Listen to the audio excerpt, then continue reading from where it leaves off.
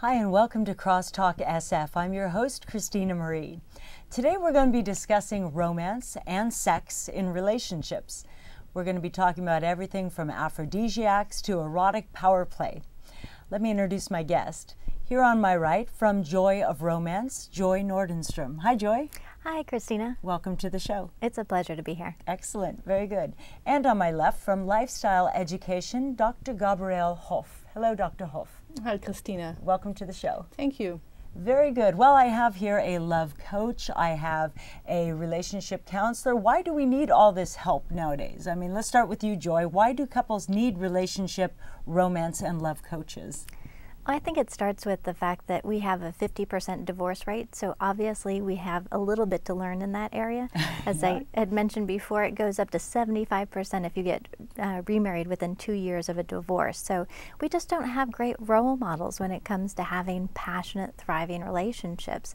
And we spend a lot of time on our career and just about anything else under the sun except for learning how to create a wonderful, thriving relationship. That's right. I really wonder how many people do set aside time to really work on their relationships and romance. Yeah. Maintenance is so important. I don't call it work. You don't have to work on it, but doing the maintenance, making the maintenance fun and passionate and sexy, that's what it's about. Mm-hmm. And Dr. Gabriele, you help coach with play and adventuring ideas in the relationship. Why do people need that? What is about modern relationships that they need you? Well, as time has progressed, more options have opened regarding sexuality. In the old days, it was mostly procreating, and that was what sexuality was about. But nowadays, people use sexuality for many recreational purposes and relationship strengthening. Mm-hmm. And the mass media has introduced many new aspects. I'm dealing with erotic power play, and I have a lot of video clips on YouTube talking about different aspects such as role play, cross-dressing, fetish play. People have learned about new aspects that weren't available to them before, and often one partner wants to try it and the other one isn't certain, and then they come to me and I try to find out what's going on and help them to get started. So is this something that modern day has invented more of these different choices, or is this something that has been kept very quiet in the closet, so to speak, and then just recently now because of YouTube and more exposure to it, people are coming out? A little bit of both. I think that sexuality was much more oppressed before, and it is still in many countries and areas, but the BDSM and power play was going on cross-culturally and cross-historically. It is happening more now, and it is becoming more of a topic of conversation, a little bit less judged upon. And people discover it easier since they can go on YouTube or on the internet or read more books about it, and then they want to try things. In the old days, I think the advanced human sexuality, the explorations of certain aspects was more limited to the ruling classes, the kings and nobility. They had options of exploring it. The ordinary folks were mostly just working very hard and making offsprings. And now anyone that gets on Craigslist has able to be finding all these things, interesting things on Craigslist. Let's talk a little bit about men and women and their roles in relationship and how that has changed from, let's say, the 50s, 60s, mom is cooking, dad goes out and the breadwinner, he comes home, and now to where many women actually make more than the men that they date. And the masculine and feminine, how you play with that as well, Dr. Hoff.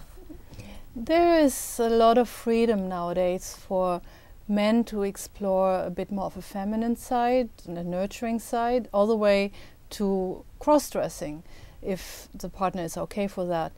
For women, we have permission to travel around on our own in our world, and that also translates into sexuality.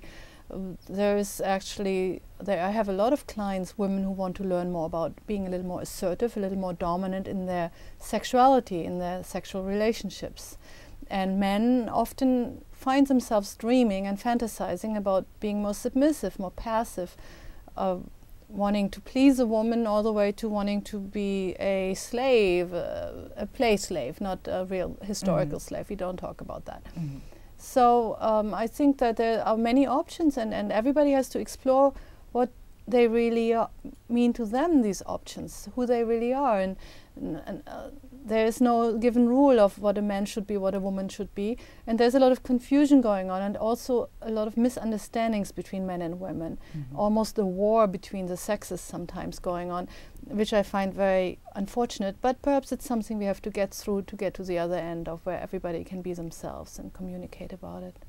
I think a key ingredient for both, I'm hearing from both of you, is to know what you want, be clear about what you want, and if you want to request it from your partner, and really be open in your relationship. Something that you had said with women wanting to be more dominant. There is a goddess movement, a female empowerment movement. How is female empowerment different than women's lib? The goddess movement, as I see it, Mama Gina has written a number of books, and it's really about totally enveloping your female side and letting men be the man, letting them open the door, letting them rise to the occasion to be a gentleman.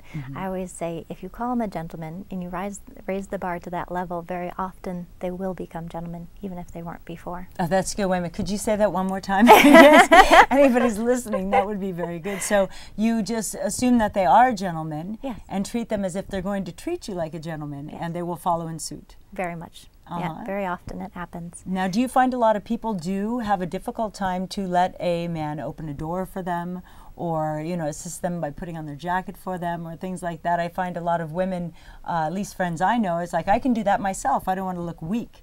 I think that they don't understand that there is a strength in being female, and knowing that it is their pleasure to open the door for you, and allowing them to be men and do that. Am I saying something wrong in that? No, I'm going to take it to an example. When I teach classes, very often I will say to the women, on the first 3 dates, let the gentleman pay for the meal. It's establishing a certain amount of rapport that he has the pleasure of having this meal with you.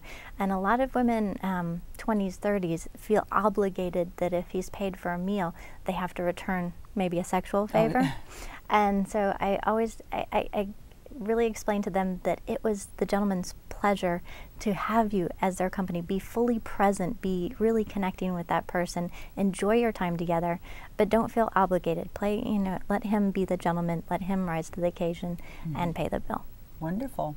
And now you've written many things about the goddess movement, or a goddess, so what is your opinion on this? Well, my girlfriends and I, we call each other goddesses. It's a bit tongue-in-cheek, but it is also reminding ourselves and each other that we are the empowered feminine, which is, we expect to be treated with respect, and it's a self-esteem thing. That women often struggle with self-esteem. It's something we have to come to terms with, and to slowly have it sink in that we are goddesses is very helpful.